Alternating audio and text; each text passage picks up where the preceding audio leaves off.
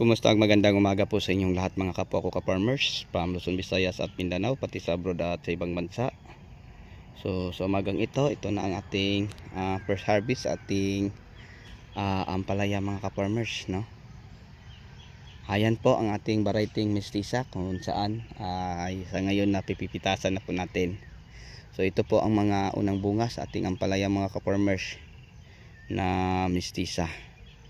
So medyo maiksi ng konti pero mas ano pa din siya kaysa ating Galaxy Max. So asahan natin siguro to mga ka-farmers, hindi siguro bumaba no sa mga 200 kilos kasi ang estimate natin din ay nasa mga 50 kilos lang hanggang 100. Ayun, nasa ano pa lang, 1, 2, 3, 4, wala pa sa kalahati, nasa 100 kilos na kasi isang ganito mga ka-farmers kaya tumimbang ng 20 kilos kapin. So ito ang ating first harvest na. Yan. So sa kabila nag-harvest din. Kaya siguro to mga 300 kilos lahat. 400 ba. So yan ang mga ka-farmers oh. So mestiza ang variety nito. Yan. Napakaganda sa ating ang ating mga harvest na mga ampalaya. Ito ang pangatlo. So dito tuno natin pilipita sa ating ampalaya. Yan. So ito ang pangatlo. Yan, isa, dalawa, tatlo, pangatlo to mga ka-farmers. So kung tag 20 kilos may 60 kilos na. Meron pa din yung mga ka-farmers. So 80 kilos. So estimate natin mga ka-farmers parang hindi mo baba sa 200. Ito pang-apat na ito. 1, 2, 3, 4. Yan ang pang-apat. Plastic.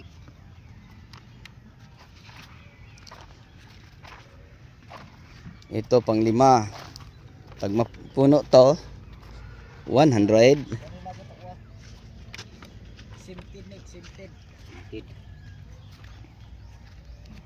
Simted. So pag maluwang ang taniman natin mga ka-farmers, kahit sabihin natin kunti lang ang ating mapipitas, ano po,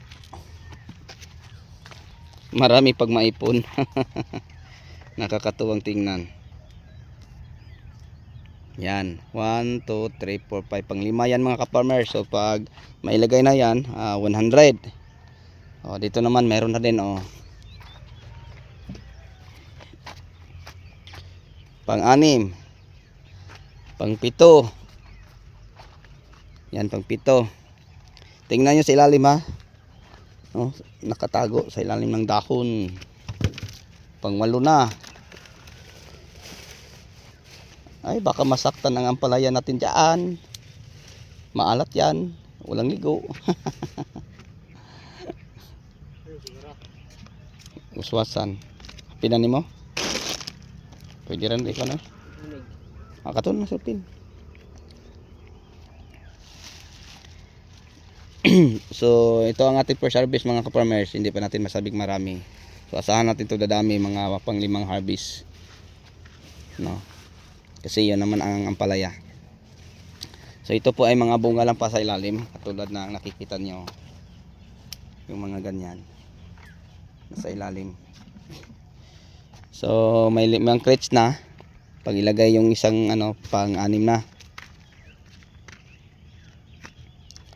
1, 2, 3, 4, 5, 6, 7, 8. Pag mapuno to 8, 160. So nasa pa, ilang linya pa. Bibilangin natin kung ilan. 1, 2, 3, 4, 5, 6, 7, 8, 9, 10. Wala pa sa kalahati mga ka-farmers. Dito ang pag mapuno to pang 8. So kunti na lang ito pang 8. So 5 na ang sagad. Kulang ang crates daw no. Ito pa dito yung crates.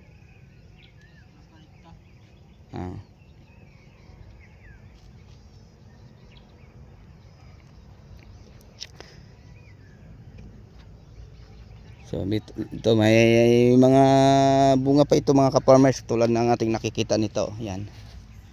Then, tapos ilalim mo, meron oh. Yan. Hindi lang natin mapansin dahil ang dahon ay nag-umpisa ng makapal oh. Yan. Mga bunga yan sa ilalim. No, ng ating ampalaya. No. May mga ganyan oh.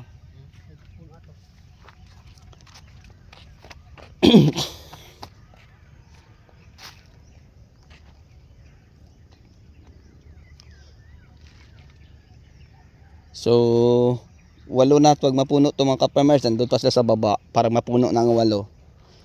So, walo mga 15, mga 300 kilos. Nakakatuwa mga ka-farmers, no? So, yan ang ating ampalaya. Unti-unti nang nag-recover mga ka-farmers. Sa awa ng Diyos. Ito ang kanilang mga talbos ngayon, mga malalaki na uli. And then may mapapansin na tayong mga maliit na bunga. So yung mga bunga nating hina-harvest, yun po ang hindi nasira sa bagyo. Kaya konti lang ang kasunod. Kasi mga ka-farmers, palagi kong sinasabi sa aking mga ina-upload na video na ang ulan malapit mag isang linggo. Pero ang 4 na araw at 4 na gabi, tuloy-tuloy ang ulan mga ka-farmers.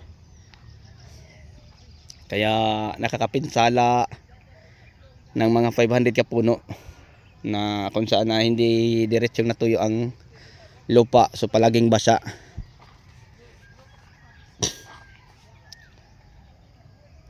Yan.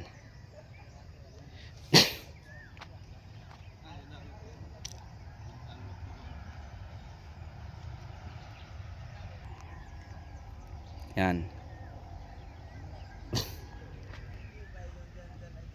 So kung hindi lang ito na ano sa bagyo mga ka-farmers, mas lalo pa itong dumami. Pero asahan natin ito mga ka-farmers dahil unti-unti nang nag-recover, dadami din ito.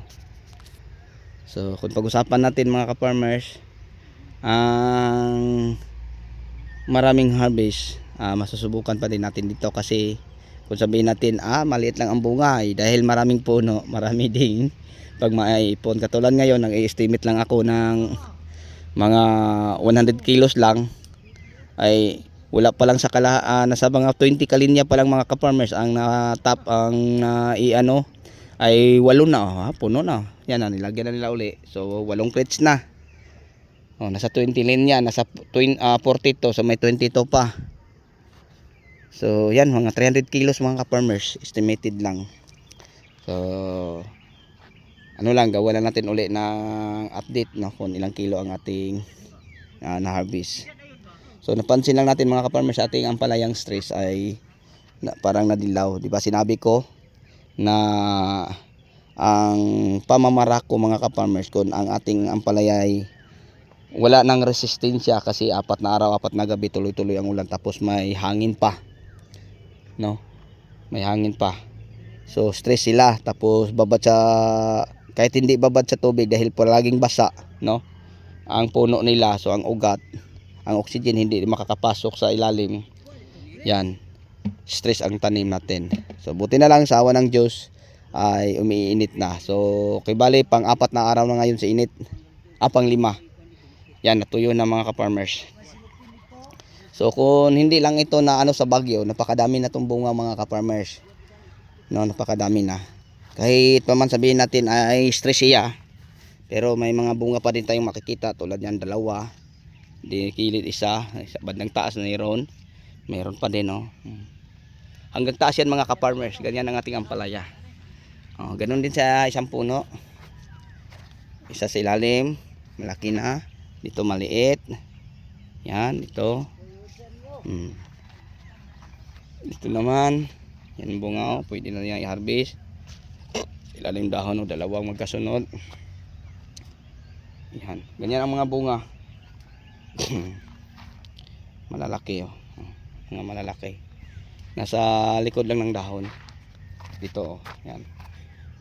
Malalaki mga ka-farmers sa ilalim Yan, maliit. Yan, maliit. Ito malaki. Pwede ito i-harvest sa ilalim So yan ang ating mapapansin dito. So abangan nyo lang mga ka-farmers, gagawa tayo ulit ng panibagong video para malaman natin kung ilang kilo ang ating first harvest na ampalaya na mistisa. Ayun lang, salamat, marami pa tayong gagawin dito. So happy watching mga ka-farmers and God bless.